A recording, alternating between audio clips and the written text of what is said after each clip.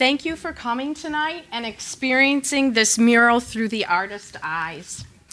Tonight, Dansville Artworks Mural Committee, along with the Dansville Area Historical Society, presents to you Clara Barton Mural, Artist Talk by Melissa Stratton-Pandina and her associate, Gabriela Sepulveda. You got it. Yoo-hoo! I've been practicing. Okay. This video tonight has been donated through the support of the Dansville Area Historical Society by Life member David Smith. Nancy Helfrich, Treasurer, newsletter editor of the Dansville Area Historical Society, we appreciate your help in organizing this videotaping.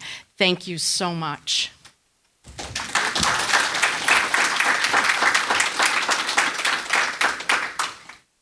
Okay, so at this time, we would like to welcome the creative, wonderful muralist, Melissa Stratton-Pandina, and her assistant, Gabriela.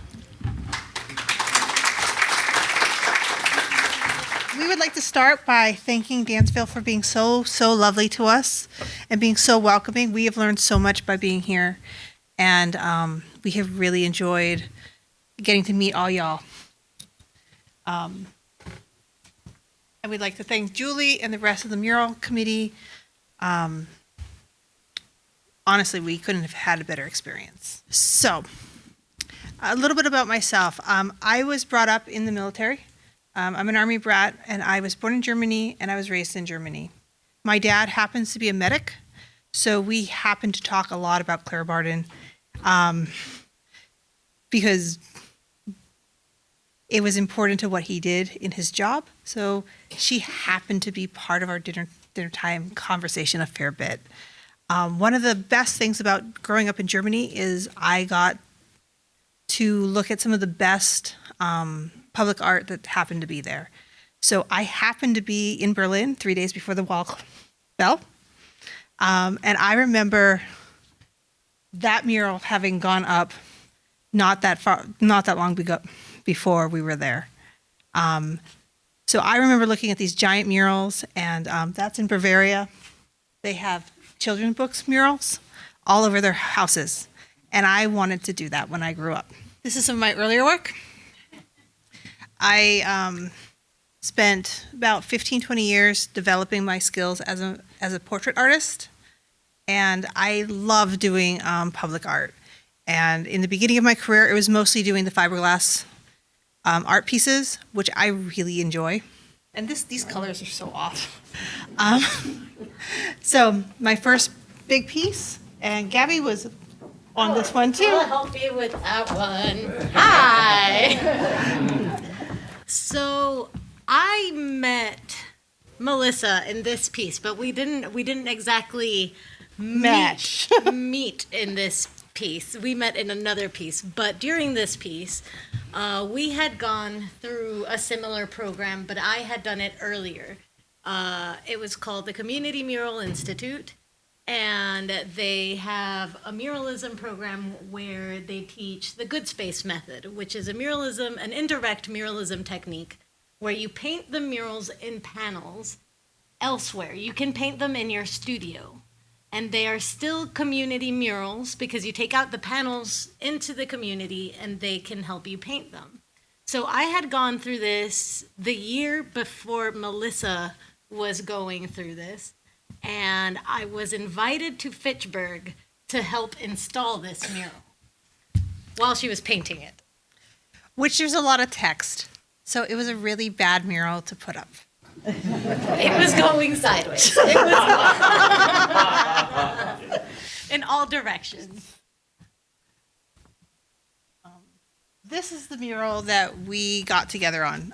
Gabby was leading this one, and I needed a portrait artist because I am not. I am a scientific illustrator, so give me plants and give me animals any day, but I had told the group, I need a portrait artist.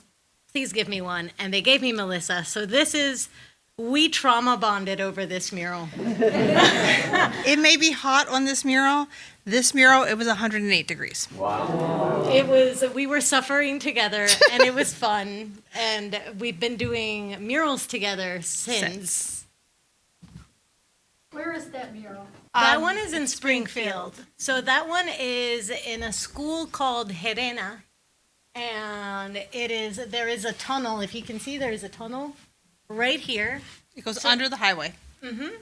And it's an open tunnel, so regular people would cross the school to get through this. But they also have to see this entire mural. It was 2,000 square feet, 3,000 feet? Yeah. Around 3,000 square feet long.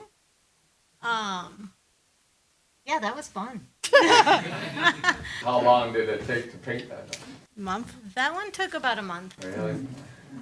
Yep, and that one was also a community mural where it was direct on the wall. So the same thing that we did here, where we did the paint by numbers on the wall, we had done it in this mural as well.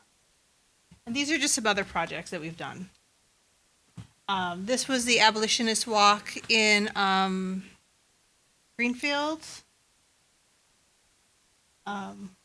We've done both of those were community murals. That one just happens to be at our dentist's office. You'd think it's an aquarium, right? And this is the Southwick Zoo. Okay, so how we start our murals. We start our murals with sketches. So in the same way that when you're starting to write a story, you just write notes and you don't judge, we just make scribbles. So what I'm looking for when I'm making my scribbles is how the elements that we want in there look in the design. So when we first started, we do a lot of research, obviously, and the angel of the battlefield came up and up and up and up. So we wanted to put wings on there. However, we could not figure out a way that it did not look like something from an 8th grade bedroom. And that's where the quilt came in. On that one, we were able to take the circle from the quilt and make kind of wings with it. Like, you have to squint a lot, like kind of close your eyes. Use your imagination. But it's where the idea came from. So once we do that, so on our research, because we are always working on projects, so YouTube is really a good one because I don't really have enough time to read a lot of books, and books are really granular and they take a lot of time. So I watch a lot of TV shows. So The Gilded Age had a whole season based on Clara Barton, which was really wonderful. I'm sure it's not accurate. We watched Drunken Histories, and we watched a lot of PBS documentaries to get a really good grasp of what Clara Barton did. Once we have those ideas and we've done through the sketchbook thing, what I did is I grabbed my daughter and I put her in a corset and made her pose. And then we were able to take the actual portraits of Clara Barton with her costumes and start to Photoshop and manipulate the actual clothing onto a living model, and that's how we get a dynamic figure. So this is what the sketch looks like in the end. We do it all in the computer. That way, when we are told no, which happens, it's pretty easy to switch things around. And it also makes a really accurate sketch. One of the worst things in murals is if you have any errors, they end up on the wall. We end up doing a lot of free drawing anyway because nothing ever goes as planned. But You got to think on your feet. you got to think on your feet. But this gives us the best chance of having as little oopsies as we possibly can. The next thing we do in this is we do studies. I don't have any pictures of my studies here, but I do paint small, the elements that really matter. So we painted Sarah Barton's face a few times. We painted the house a couple times. So We got up at like 5 o'clock in the morning, Yay! jumped in a car, and came down. And that gave us time to pick up the paints and really get situated and wait for the sun to go down. This was lovely. The mural committee helped us the entire time. We thought we could use a camera tripod. We were wrong. So we set up the bakers, which is, if you've been around, if you see the yellow like table thing that's really high, that's a baker's scaffold. So we put the projector onto the baker's scaffold, borrowed the electricity from across the street, and started projecting. Our first night, we ended at 1 o'clock. We started at 8:39. We ended around 1 o'clock. And then we started painting the next day. And then we did another night, the night afterwards, to do the other half of the building. So when you say you do that, what do you do that first night? What are you actually doing on the wall? We're drawing. We're projecting the mural, so we're drawing the line work, the base line work that is gonna go. So every single outline, everything. If you see the photos of Clara Barton, the before ones, you can see some sections that are painted and some sections that are just outlines and squiggles throughout the wall. We were doing the outlines and the squiggles that day. And we follow those outlines when we are painting. And one of the challenging parts of doing historical photographs is they typically are pretty washed out. So like on Clara, her nose went away. So it gets us about the proportions, and then we just look at the photograph and try to get as close to the photograph as we can when we're actually up there. Did you have some of the challenges with Clara since she was, what was she 80 or 60 when she came here? She wasn't a young woman. She was 54. 54, thank you. We used the younger photograph of her, and so we used that photograph of her, but it's washed out and she has no nostrils. That was the biggest problem with this photograph, and especially when it's blown up as big as we blow it up, The quality gets worse. it becomes potato. Then we had our paint party. So we took the first 5 feet. I see a lot of the same faces that we saw on that night. And if you weren't here, we turned it into a giant color by number. And Dansville broke one of our records. Before Dansville, our youngest participant had been 2 years old. In Dansville, that little guy painted.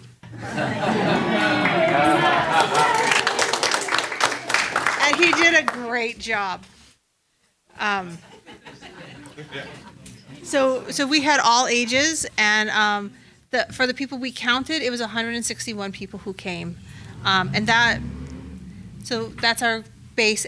We know at least 161 people showed up to come paint with us. And it was on the rain day. So y'all did an amazing job. So we've just been painting. Our days start around 7 or 8, and we are here until normally about 9 or 10 when the sun goes down. We've been very lucky that we've only had one rain day, which we got to go see Letchworth, so that was kind of worth it. And we've just been painting and painting and painting. And more painting. More painting. And baking in the sun. There is a harness. There is a harness. You can see it right there. So these lovely photos were gifted to us by a professional photographer who stopped by. That's what we have for you. Do you guys have any questions? John Spalding. John Spalding. I was close. Not at all. How about the initial process? Like, how did you know Dansville wanted this done? What went into, how were you selected? I don't know any of that Okay. background. So when y'all did the horse, it became, my in-laws live up on the hill, and it was like, oh, Dansville has a good art program. I have to watch them. So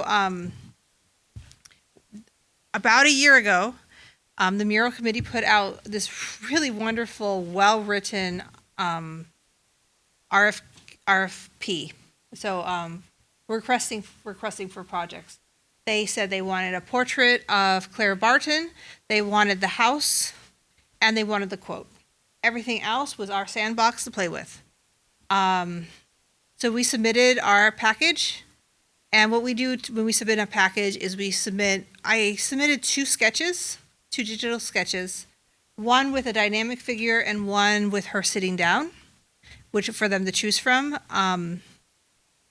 We show past work, and we write a big giant essay about please pick me, please pick me, please pick me.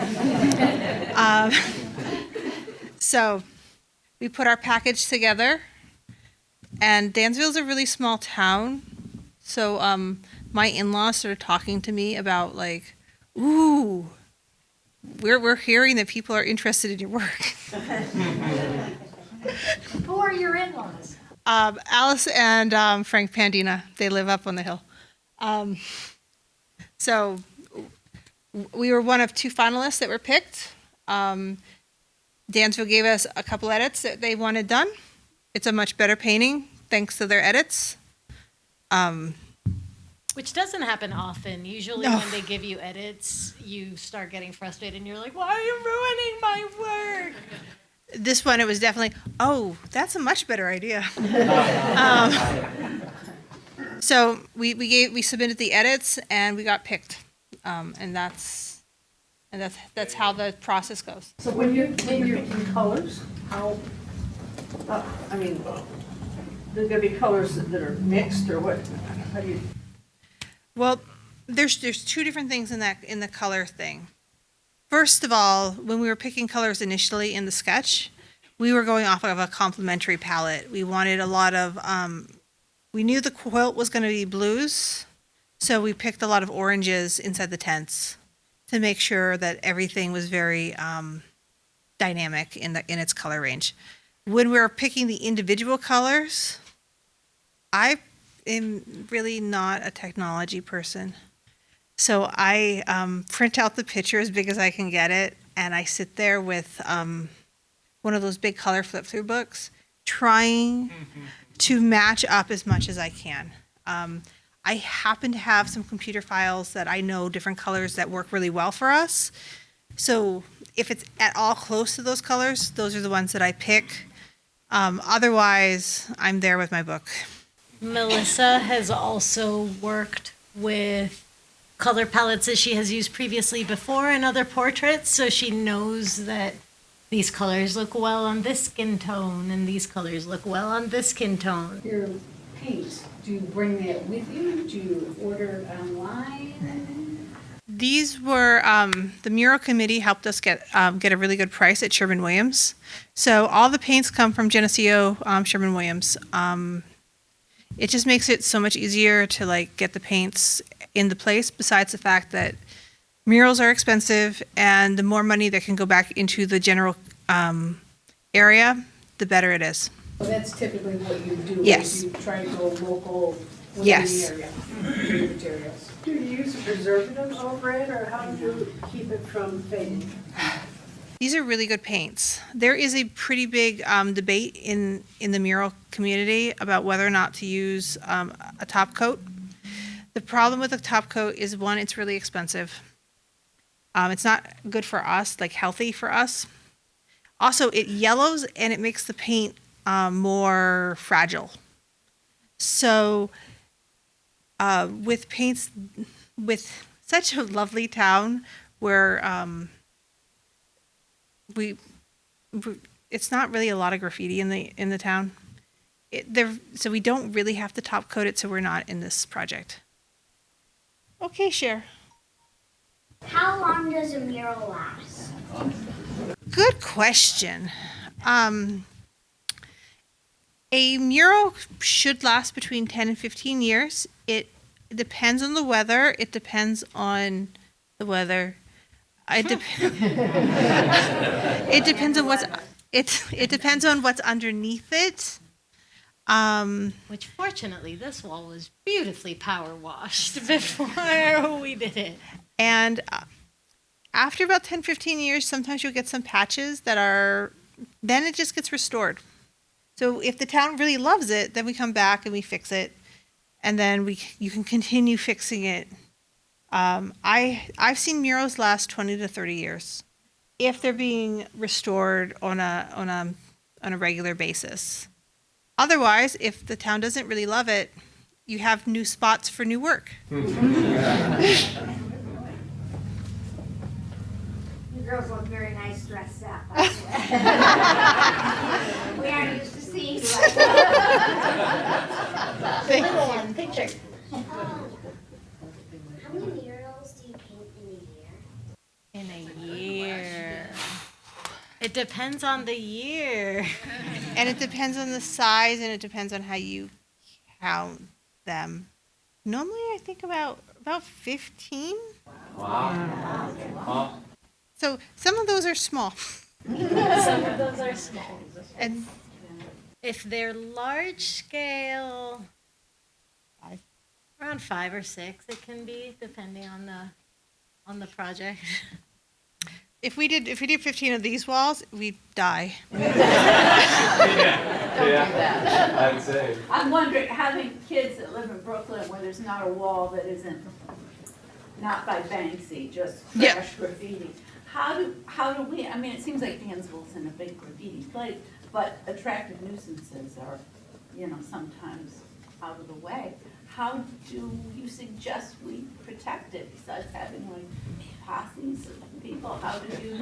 So in Springfield, graffiti is actually a huge thing, but what happens with the community muralism is that since everybody takes a part, there is kind of this unwritten rule with graffiti artists about like respecting the art, but because it belongs to everybody, usually the people that are graphers are also involved in the project and they don't want to tag it themselves.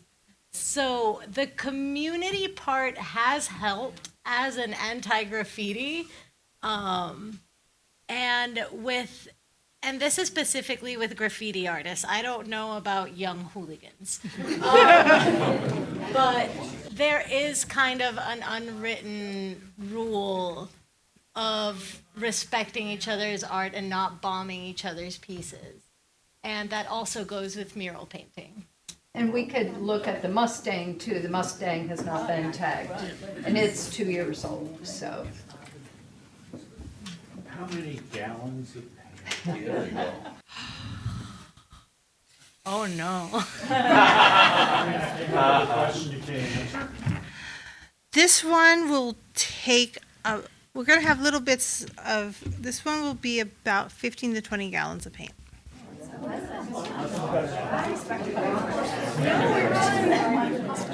Sometimes we cut the paint too, like when we're painting, and if it's hot and your paint is drying really fast. Sorry, I was using my Puerto Rican voice. So on a day like today where it's really hot, I'll take a bottle of water and just pour a little bit in the paint, and it'll last a little bit longer. And not do that too much. You don't want to cut the paint so it's watering down, and but when it's drying so quickly, sometimes it's a necessary evil. For this mural, we also have used 29 colors. So we have a fair bit of colors, and then we mix between the different colors to get an even bigger range. So You mentioned the angel wings in reference to the quilt. Is there any other significance to that quilt? no, I use quilts a lot in backgrounds because I really like them. And then we found out that half of y'all quilt. So That was a happy coincidence. So we were really, really psyched about that. The other reason why we used the quilt is because we wanted that cross for the Red Cross. And it made so much sense to put that into the context of a quilt. It looked really pretty. So those were our reasons. We've had a couple different other interpretations of importance of the quilt, and it's all right. What age did you start painting murals? What age? I did my first mural when I was 16, 17. About 18. But that's a really good question. Has there been anything, what really cool things have you learned about Clara Barton in doing your research? Anything that really stands out to you guys? One of the things that we did not put in the thing is that she got shot through the dress on her first aid drop. It's through drunken history, so it might not be right.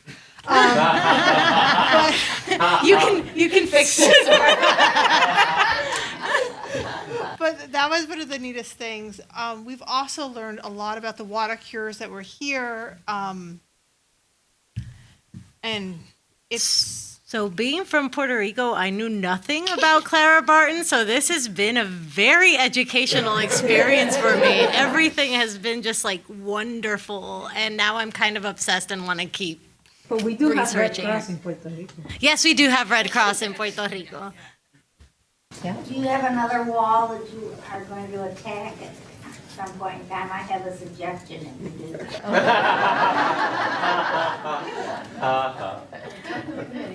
Yep. Who's the They committee? just talk to the committee. Right over there. Everybody wearing committee shirts. We were so fortunate. Livco speared us with the Mustang, and we got a lot of information. We went around to the building owners, looked at buildings that were possibilities in town.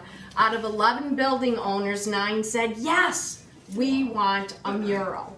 So from that point, we made a rubric and we asked them what their commitment would be as far as, fixing your building, filling in the windows, the ledges where paint was chipped, fixed, and how much, you were willing to do that. After they sent the survey back, we also gave them a list of 12 different themes. I did some research with Jane Scriver, and what's important to Dansville, the history of Dansville. So they chose what they would like on their building. Then the rubrics was made. Each of the committee members, let's see, we have Salome, Lori, Jennifer, Susan, Sunny, myself, Donna, and Mike Nagel. He was our village rep. We filled out rubrics about accessibility, visualness, and we did it all on our own. Then we came together, rated it, talked about it, and here we are. Long story short, we have a few walls that are ready to go, but then there's the money thing, and we'll talk about the money later. Yeah, this doesn't come for free. Sherry has a question here. Whoops, sorry. That's okay, go ahead. Are you working on a future project right now? Because you mentioned something about doing sketches. Are you doing a sketch right now on some future projects? We are. Right now, we are doing, she's about to go off to Minnesota. So I am doing a third Nelson Stevens mural in Springfield in August, and then at the end of September, I'll be going to Minnesota to put a mural up on a school in Rochester. And Rochester, Minnesota. and we're working on a sign together. And we have we have a sign and another mural going up in the zoo, in a cup, probably by the fall. The sign will be needs to be done by tomorrow, and I'm joking. And the other mural, we're waiting for the building to be finished, and then we'll start on that one. This is a PT-related question. Do you have trouble with tendonitis or neck irritations or any of that kind of stuff from all your PTs? I was a massage therapist for 15 years, so I know how badly I'm hurting myself. We do a little bit. So we do a lot of stretches. We go see a massage therapist as soon as we get home, and we try to keep up with the exercises, because it's one of those things where your longevity in this career is really put up, and I really don't want to tear my rotator cuff because that one is not a great surgery. That one hurts. If you want to become a mural artist, where do we start? That is a wonderful question. Her question was, if you want to become a mural artist, where do you start? First, draw. Constantly draw. Don't stop drawing. That is the key to everything. It helps if you go to college for art. I would recommend going to a art school and not a university that teaches art, because you want to be surrounded by the best of the best. And it is a hard major to be in. And then don't take no for anything. You have to believe in yourself. And you have to be relentless. And you have to be relentless. And you get used to drawing big. So I used to have a teacher who was, he was actually from Poland, and he went through the a Soviet system art education, which I very much appreciate how he taught us. I am so glad that I did not have his experience. And he used to say, the bigger you draw, the more you know. So start small and then get bigger and bigger and bigger and bigger. It's also really easy to try at a smaller scale. So there's a lot in public art. So murals can be chalk. I love sidewalk chalk. We do sidewalk chalk A lot. competitions a lot. And so even when you're outside playing with chalk, draw a big picture with it. That's the beginning of learning to mural. Draw everywhere and constantly. Does that help? And you can do whatever you wanted to put your mind to, because you'll do it. The inside of your house is going to be painted. My mom did let me paint my bedroom wall, but I don't know how much that's gonna fly.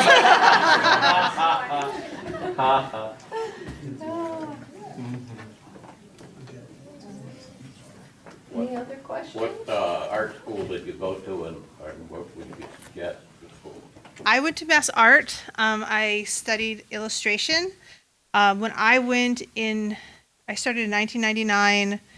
They let in 10% of the people who applied, and they graduated 20%. And they put you through the ringer. I love Mass Art because it is the only state-run art school in the entire country. And Massachusetts spends the same amount on Mass Art as it does on Mass Naval Academy. Because we're a weird state. But I'm very much appreciative of my school. And I went to the School of the Art Institute of Chicago, and I did my master's at Atlantic University College in Puerto Rico.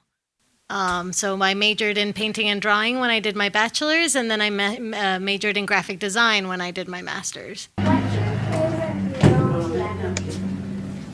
This one.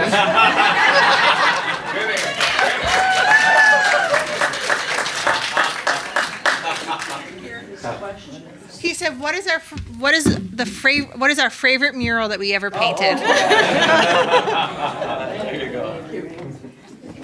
The interview you gave to the Livingston County News, you commented that every muralist looks for their Everest. And that was, as a person who's been thinking about this for years, that was an incredible statement to hear. So do you really consider this to date at least, your Everest? Yes. This isn't quite my biggest one. My biggest one is at the zoo for the carousel. But that one was a bunch of smaller murals that were all put together. There was 12 murals in that project altogether, and it was indoors. And it was very controlled. And I got to be at a zoo by myself at nighttime, which is really fun. But this one, we are outside in the elements, and it's really big. So yeah, this has definitely been one of the more challenging murals we've had, and it's been amazing. Thank you. Which zoo? Southwick Zoo in Mendon, Mass. Do you take the winters off, I hope? Or do you go south? Winters are for ourselves. So sometimes I take illustration jobs during the winters, but for the most part, I do a lot of showing in museums, in different art magazines, and different art competitions. So I teach. I teach painting. So my winters are filled with teaching and making my own art that I'm going to put into competitions later. And so that's winter for me. Winter for me is like making sure my skills are as sharp as I possibly could have them. In my winters, minus the teaching, it depends. Sometimes I go back home and I visit my family in Puerto Rico because I managed to get some time off. But for the most part, I will take smaller illustration jobs that are in my house, in my cozy home. They're not as painful, but that helps ride out the winter until the next spring and mural season. Or I may work on a mural on polytab, which is an indoor indirect technique, so I can work in a studio space in the winter. So, and then install it later on in the spring. But then I'm grumpy because they are cutting into my time. But then that happens. Several of us noticed that Clara Barton's, I think, right hand is resting on the molding. Did you plan it that way, or? Yes, I love. Okay, so most of the historical figures, she has her hand very daintily on desks. And it just happened to, I really believe in like dynamic figures. I love dynamic figures. And having her hand resting in a place that makes the space, make it look like it really fits into the space was really fun for me. So yeah, that was totally purposeful. And when we were doing the projection, we had to change a couple things to make sure that that stayed perfect. So yeah, that was definitely purposeful. I love the lighting of the tents. It just looks so cozy. Like, you know, they're not in good shape inside those tents, but it looks warm and good. We love doing the lighting of those tents. And one of the most important things to medicine at that time point, please correct me when I'm wrong, was light. So one of the stories that we heard was that when she brought supplies, she'd taken all the bandages and all the things that she thought was really important, but the most important things to the medical staff was that she brought lanterns, and that the lanterns saved a lot more lives than all the sterile supplies in the world. Going back to design and stuff, man-hour standpoint, so from the time that committee gave you a go, how many man-hours did you have to spend between that day and the day you walked in here to start?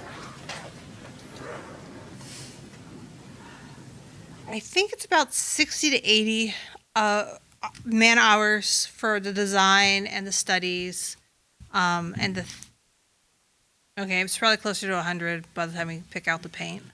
So probably about 100 just for the prep work. Because we also have to like prep all the things for projecting. We have to cut, and especially for this wall, where I wasn't 100% on the size, we cut up that mural about 5 different ways in case our numbers were wrong. Because the last thing we want to do is like get here and go, oh shoot, our projection is completely wrong and we can't get it to go. And then I'm on the phone with my husband trying to get, now you need to make this thing this size, and that would not go well. So you never got the measurements of the building? No, we did. No, they did. No, we do. We did. We don't, and It's never an exact process. it's never exact. There's always something that's going to be wrong, either in our understanding of the measurements, or you very rarely get the architectural blueprints, which are the most accurate. Buildings shift and they change over time. I've never been on a mural And between the two of us, we've done about 100. That's gone right. There's always something that's wrong. This one was close, but there's just about this much that was wrong. So the numbers were really accurate. They just weren't perfect.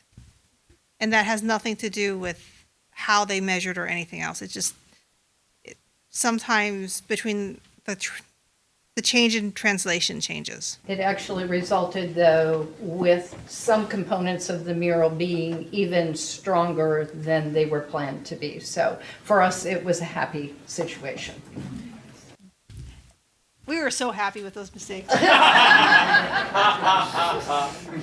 what's the best part about the tents? Because when the sun sets, the tents glow. And not completely intended, of course. There is a specific time in sunset that if you look at the mural, the sun glows exactly where the cross is. And there is just like one spot. Huh? What time is that? Because the sun is gonna be setting. It's right when it's about to go down. Yeah. Like around 8:30, 45 or something, and it's just like one orange spot on the quote. Using that lighting, the tent lighting as an example, so did you know exactly what color paint you're gonna use, or do you got adjustments when you paint, or how does that all go about in your process? It's like anything else. It's what my dad taught me. Plan.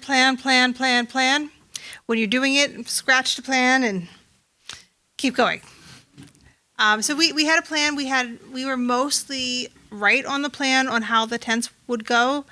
There was a couple adjustments that we had to make, but we had an idea of what the colors would look together. So, you just don't get so married to your plan that you make mistakes.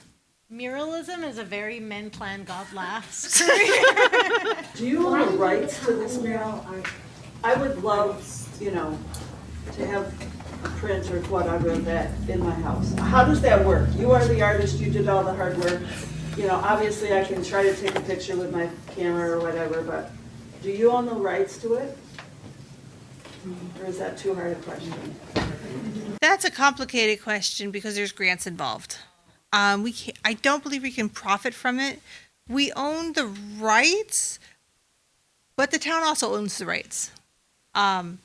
Because they're allowed to do basically whatever they want with it. It's just complicated. And I'm not 100% sure on the answer on this particular wall.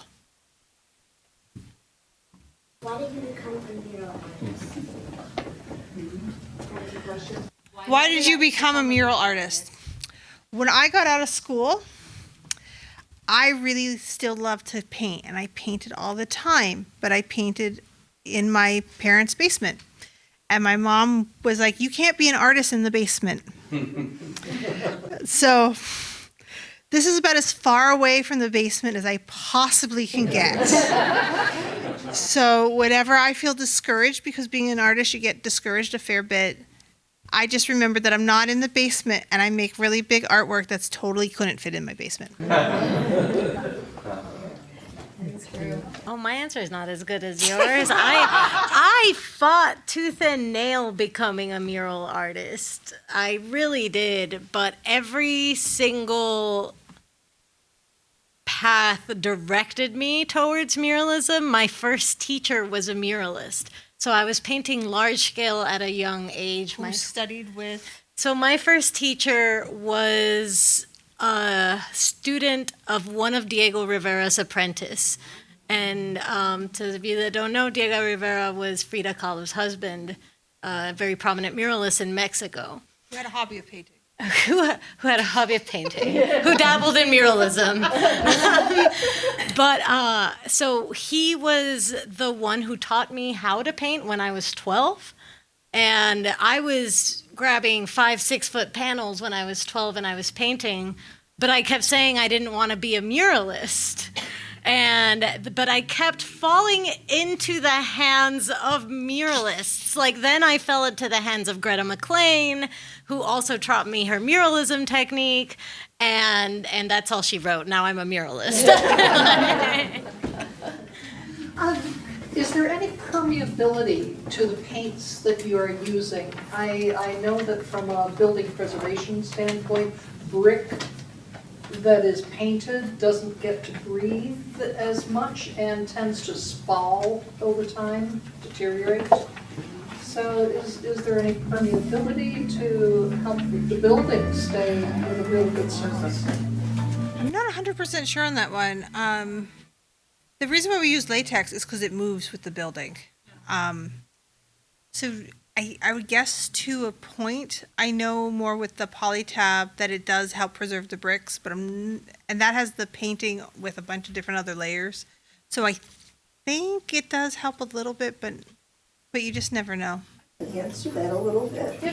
Cynthia Houck from the Landmark Society, when she came down and helped our Main Street, some buildings are meant to be painted and they have to be painted. And like my buildings, you don't paint it. But the really soft bricks had to be painted. A lot of our bricks were made right around here. But the ones that are baked through their kiln stronger don't need to be. So she said, so there's some that you should never paint and some you should always paint. And it depends on the bricks. That's really good to know. Thank you. Yeah, I learned a lot from Cynthia. She's pretty wonderful. Good. This is a history related question. Was the Castle of the Hill originally was the Castle of the Hill originally a hospital in the 1800s? Well, first of all, the water cure, the facility up there was the reason that Clara Barton came to Dansville back in 1876. By that time, she was already famous. She, through her exploits during the Civil War, helping the soldiers, taking supplies out to the battlefield, and then after the war, helping to locate missing soldiers. And she went on nationwide lecture tours, including one in Dansville before she came here to live. Then she went to Europe and learned about this organization called the Red Cross, and that became her new cause. And she was very much desirous of the United States having their version. Clara Barton's problem, though, was that she tended to push herself beyond her limits.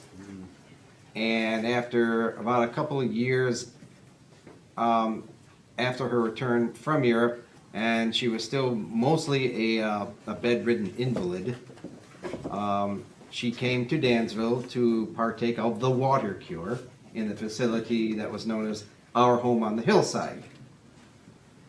She came here and she lived here for 10 years, 1876 to 1886.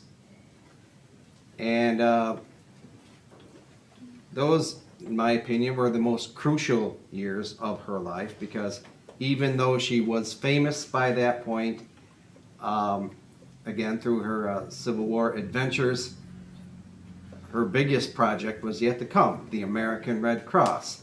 And it was by coming to Dansville and getting her health back and getting a circle of friends in town to support her, she was able to rekindle her crusade to form an American Red Cross, which took, and that crusade came to fruition in 1881.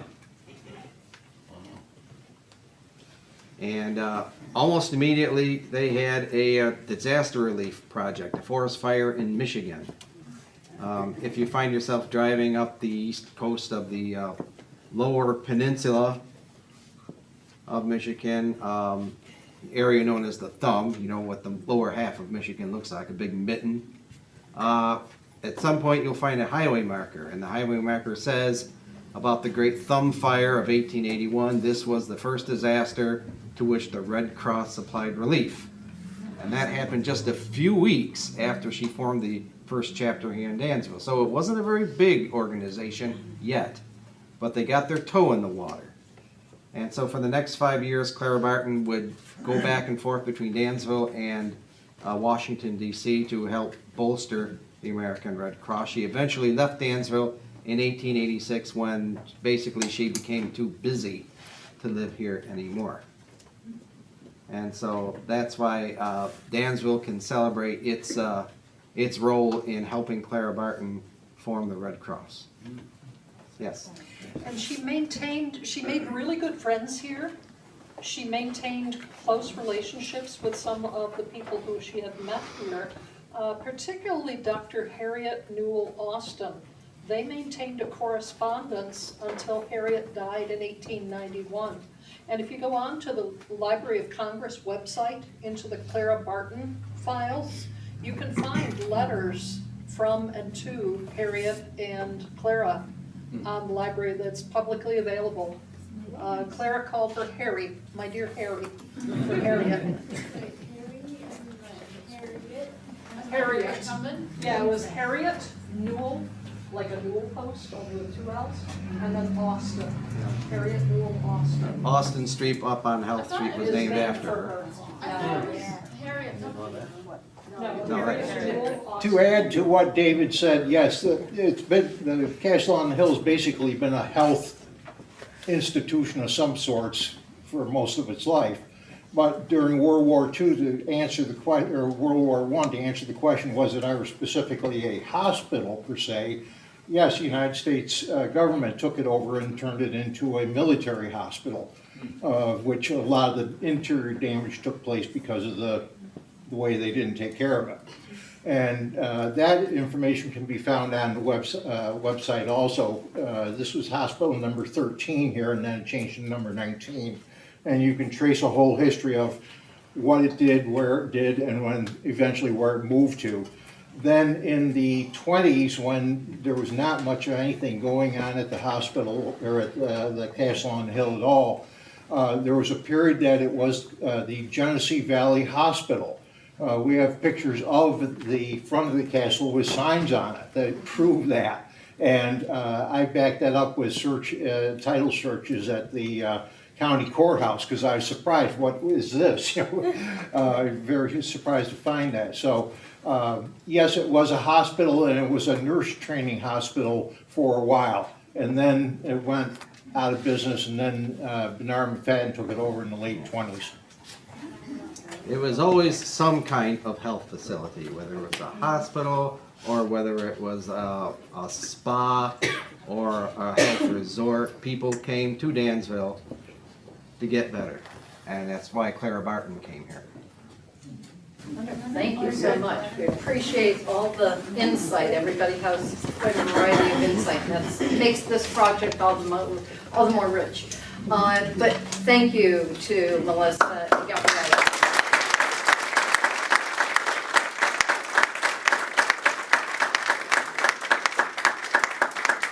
Dansville Artworks Mural Committee has the intent to continue this process of placing murals in our downtown. You can be part of that financially. If you're interested, there's a piece of paper over there that explains how you would contribute. And we would be grateful. Artworks is a 501c3. So, thank you again. Wonderful job, and thank you for coming. Watch the progress. Melissa, will you be coming back for the dedication? Yes. Yes, wonderful. So these lovely ladies, when they leave, hopefully later this week, not pushing you out, but I know you have other things to do, clearly. But they will be back for the dedication on August 10th. Thank you.